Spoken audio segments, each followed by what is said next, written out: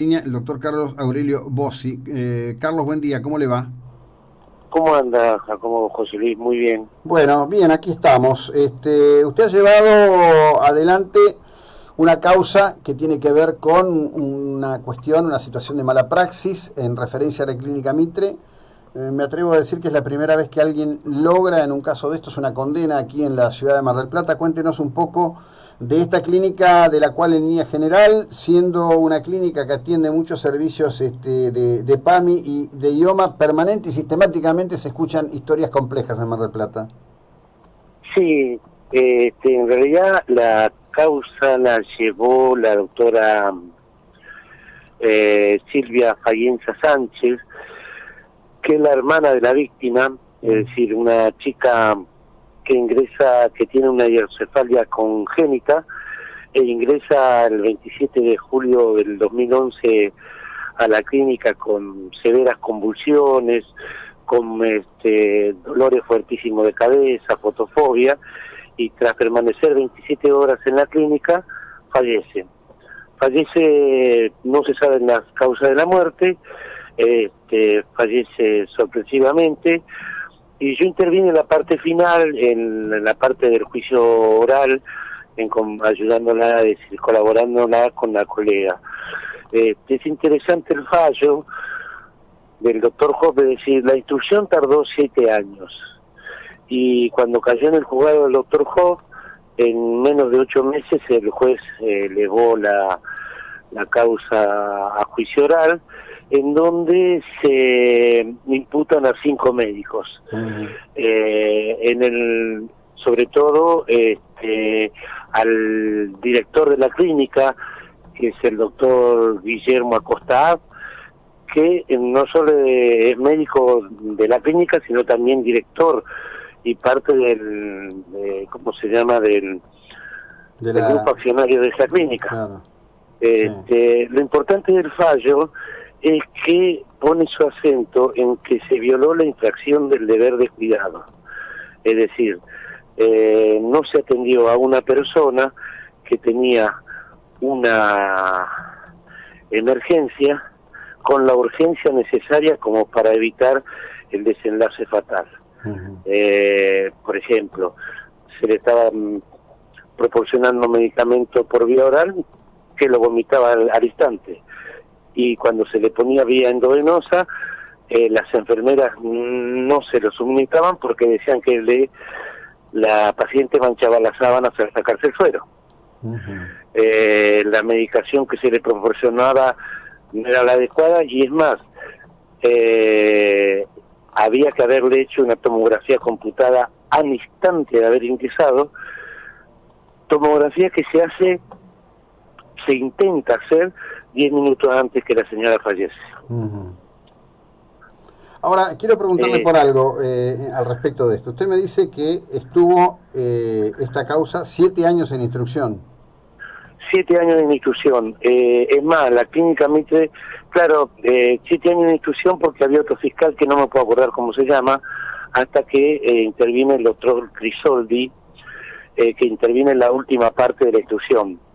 La instrucción está bastante mal hecha, el juez la critica mucho, porque no se pidió, por ejemplo, libro de guardia, no se pidió una consulta, hay una discrepancia entre los peritos, entonces el fiscal anterior debió haber pedido una interconsulta como para dar un dictamen médico más fehaciente, porque intervinieron 4 peritos, de los cuales 2 hay una especie de empate técnico.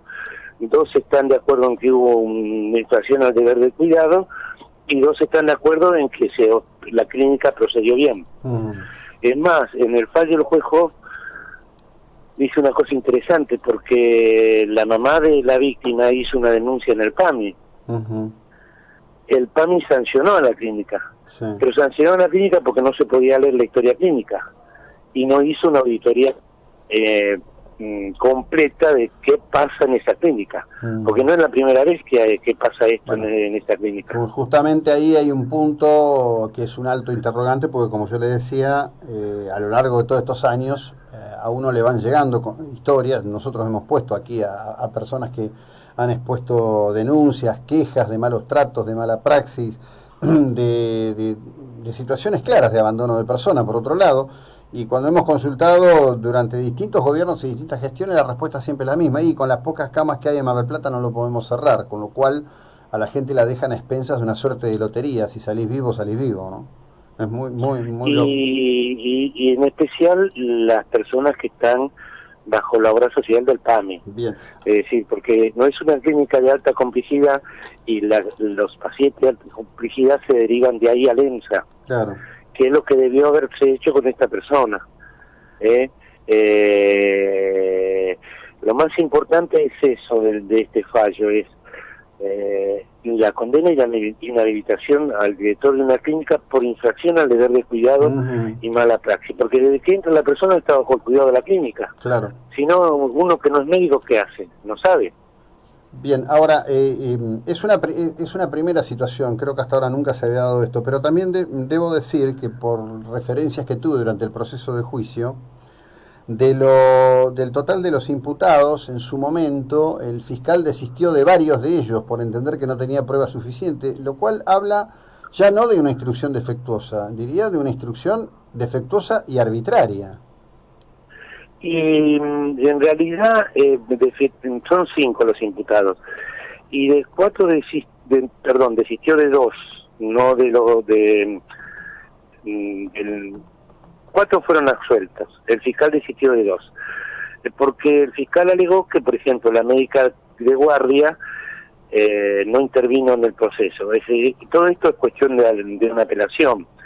El juez Hoff consideró que los otros 4 no habían tenido participación ni en la dirección de la curación o de la atención de la víctima. Es un tema que creo que mi colega ya apeló la sentencia pidiendo también la condena de estas personas, pero la base de la absolución es que las otras personas no participaron. Y en el homicidio culposo no existe la figura de la participación. Es decir, la doctrina dice que no se aplica. Es una discusión jurídica. Sí, sí. Es más, ahora tengo entendido que antes de fin de diciembre la Fiscalía se va a reunir en el Colegio Médico para explicarle al Colegio Médico cómo deben proceder, sobre todo con las historias clínicas, porque esta historia clínica manifiesta síntomas pero nunca tiene un diagnóstico. Es una cosa interesante que la Fiscalía se reúna con el Colegio Médico para explicarle a los médicos que se bajen un poquito del caballo del orgullo de decirle al paciente, bueno, esto es así o así. Bueno, a ver, es todo un tema de la cultura médica, que las personas lleguen a cualquier servicio y que no haya respuestas. Exactamente. Esto excede, está muy bien que de pronto pueda haber inclusive una academia, digamos, como para decir, bueno, miren, vamos a establecer un protocolo de lo escrito, pero también un protocolo de lo dicho, ¿no? Es muy común llegar a cualquier servicio médico y que no haya ningún tipo de respuesta. Y además, bueno, eso agrega en cualquier situación que se tenga, ni que hablar de las que son potencialmente graves, como el que llevó a la muerte de esta persona, una carga adicional a la persona y a la familia de la persona, ¿no? Y sobre todo a la familia, porque no se olvide, José Luis, que más allá de todo siempre el derecho a la verdad. Sí, por supuesto. A esta familia le dijeron y se le trabó el émbolo, el bulbo. Y que el que no sabe de medicina, ¿qué quiere decir?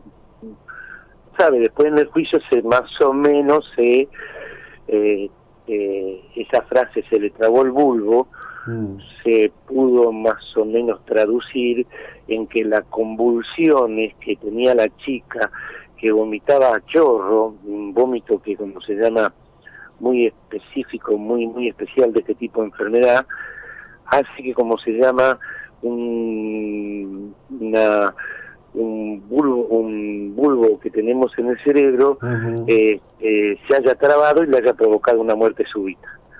Claro. Pero esa no es la explicación.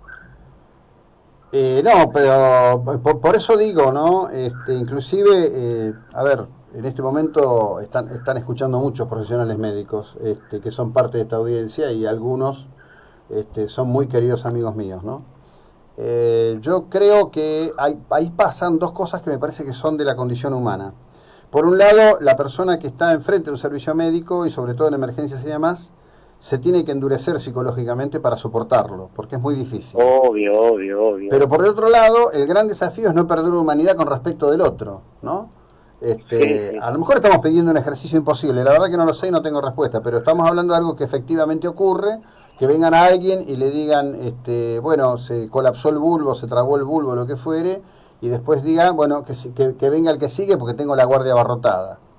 Es más, el escenario es más o menos. Claro, sí. En el escenario sí, no, para mí tampoco es gracioso pedir la condena de una persona y pedir la inhabilitación de una persona, no es una cosa que está sí, en mi naturaleza, pero de todas maneras es parte de la normativa legal, una cosa por el estilo.